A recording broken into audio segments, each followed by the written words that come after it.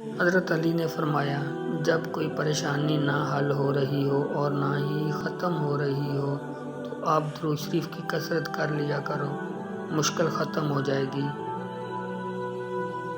سورج کی کرنیں زمین پر پڑنے سے پہلے نیند سے اٹھ جایا کرو، کیونکہ اس وقت رزق تقسیم کیا جا رہا ہوتا ہے۔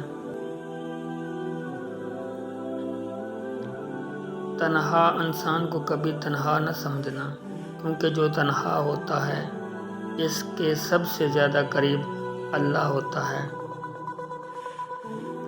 محبت کا اظہار تب ہی کرو جب اسے نبھا سکو، بعد میں مجبوریوں کا سہارا لے کر کسی کو چھوڑ دینا وفاداری نہیں۔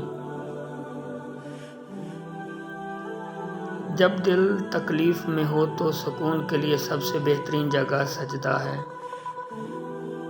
جمعے کے دن سورۃ یاسین پڑھنے سے تمام خواہشات پوری ہو جاتی ہیں۔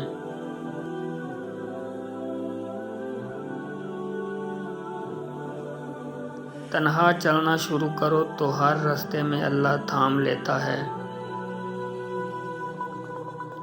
حاجی کی مغفرت ہو جاتی ہے اور حاجی جس کے لیے استغفار کرے اس کی بھی مغفرت ہو جاتی ہے۔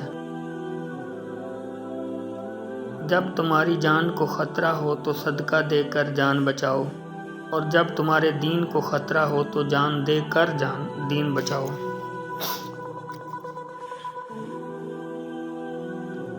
اگر دنیا میں سکون ہوتا تو لوگ اللہ تعالیٰ کو بھول جاتے۔ سکون تو صرف ان لوگوں کے پاس ہے جو اللہ کی رضا کو اپنی رضا سمجھتے ہیں۔ جب سکون کی کمی محسوس کرو تو اللہ کے آگے توبہ کر لو، کیونکہ یہ ہمارے گناہ ہی تو ہیں جو ہمارے دل کو بے چین رکھتے ہیں۔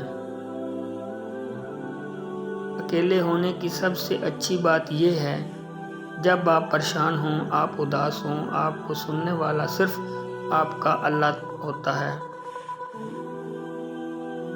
تمہارے رزق میں دوسروں کی ضروریات پوری ہو رہی ہیں تو تم بہت خوش نصیب ہو، اللہ تمہارے رزق کو پاک کر رہا ہے۔